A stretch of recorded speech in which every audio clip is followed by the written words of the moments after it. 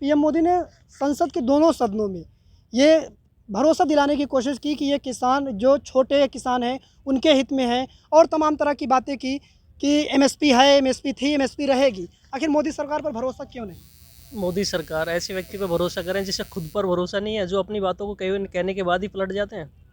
आपने देखे होंगे बहुत सारी उनकी बातें ऐसी हैं, नोटबंदी से लेकर और भी तरह समय समय पर उनके ऐसे बयान आते रहे हैं जो उन्होंने 10 दिन पहले वही बयान दिया और उसके बाद 10 दिन बाद उसको पलट गए।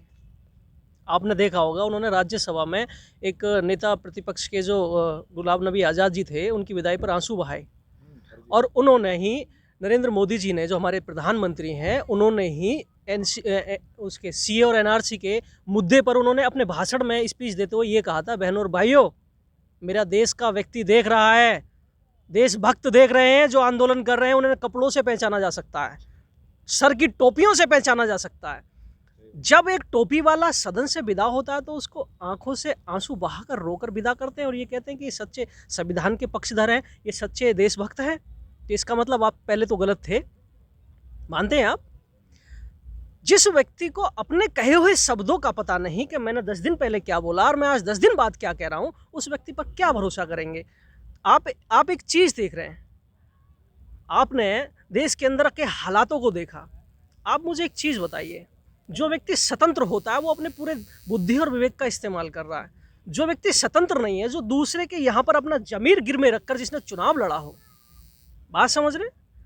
राहुल गांधी जी ने कहा हम दो हमारे दो की सरकार, तो उन दो की गोदी में बैठकर अपना जमीर गिरमे रखकर मोदी जी ने पूरा चुनाव लड़ा था।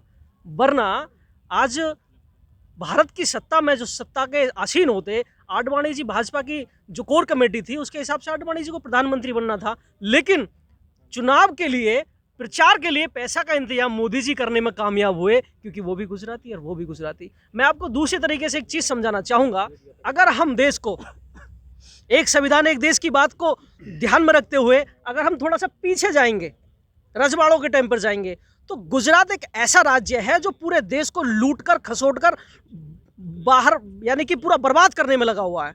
आज जब से नरेंद्र मोदी जी सत्ता में आए हैं तब से अब तक जितने भी बिजनेसमैन भागे हैं, चाहे वो नीरव हो चाहे चौकसी हो, यानी में बहुत सारे लोग ऐसे भाग गए हैं जिन्होंने मेरे हिसाब से 2-4 लाख करोड़ रुपए का भारत की जनता को चूना लगाकर और विदेशों में जाकर बस गए हैं। मैं आपको बता दूं, गुजरात एकमात्र ऐसा प्रदेश है जहां से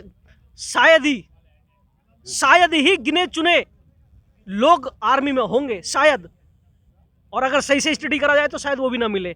और आज़ादी के नाम पर मरने वाला तो शायद ही मुश्किल से आधा आदमी होगा, एक तो होगा भी नहीं, आधा आदमी होगा आज़ादी के नाम पर मरने वाला। लेकिन देश को लूटने में नंबर 1 गुजरात आता है। गुजरात मॉडल की मिसाल दी जाती है। गुजरात मॉडल की जो विषाद दी जाती है वो ये दी जाती है कि हम गुजराती हैं, लूटने में विश्वास करते हैं। इसी तरीके से जैसे हमने गुजरात की जनता को लूटा है, पूरे देश को लूटेंगे, ये हमारा मॉडल है। बात को समझ रहे हैं आप? आप जाइए गुजरात में, जाइए और देहात में जाइए, आप देखिए ना गाँव की हालत। आप गए कभी गुजरात? देखिए जाकर गुजरातों में गाँव की हालत देखिए, पता चल जाएगा। जब ये एमएसपी की बात कर रहे हैं तो मैं आपको बता दूं, अगर इन्हें कानून यही ला रहे हैं तो ये जाए ना बिहार में लागू करें ना पहली बार इंफ्रास्ट्रक्चर, अपनी जो जमीनी सुविधाएं हैं, इंफ्रास्ट्रक्चर अपना, सॉरी मैं भूल रहा हूँ एक शब्द है, हाँ, वो अपना खड़ा करें। सीधी सी बात है, बिहार में सन 2006 में मंडी समिति खत्म हो गई थी, बस सरकार ने बड़े बड़े दावे ठोके थे। आज सरकार के किसानों की क्या हालत है? किसी से छुपी है क्या? भारत का जो बिहार राज्य है उसका जो किसान है सबसे ज़्यादा दयनीय स्थिति में है। उसे तो एमएसपी जैसी चीज़ों की पता ही नहीं, एमएसपी होता क्या है। सन 2006 से आज तक 14 साल हो गई, 14 सालों में जमीन में घुस गया बिहार का किसान। हालात बच्चे बदतर है, उनके जो स्थिति है ना, जो पहले छप्पर पड़े हुए थे आज वो फूस भी उड़ गया उनकी चांद छत से। स्थिति जरूरत से ज़्यादा खराब है। आज बिहार के जो किसान हैं, पंजाब, हरियाणा और पश्चिम उत्तर प्रदेश के अंदर आकर मजदूरी कर रहे हैं, किसानी कर रहे हैं। क्यों? सरकार क्यों नहीं भेजती अडानी अंबानी को बिहार में?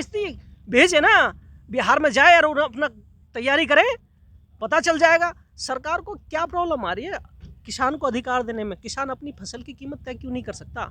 जब एक सुई बनाने वाली कंपनी अपना लेबल लगा देती है और उस पर लिख देती है कि 1 रुपये का प्रोडक्ट है, किसान जो पूरी इकोनॉमी को साथ कर चलता है, पूरे देश की तरक्की को लेकर चलता है, वो अपनी फसल पे अपना एमएसपी क्यों नहीं, अपना प्रेस डेट क्यों नहीं लिख सकता, मुझे बताइए।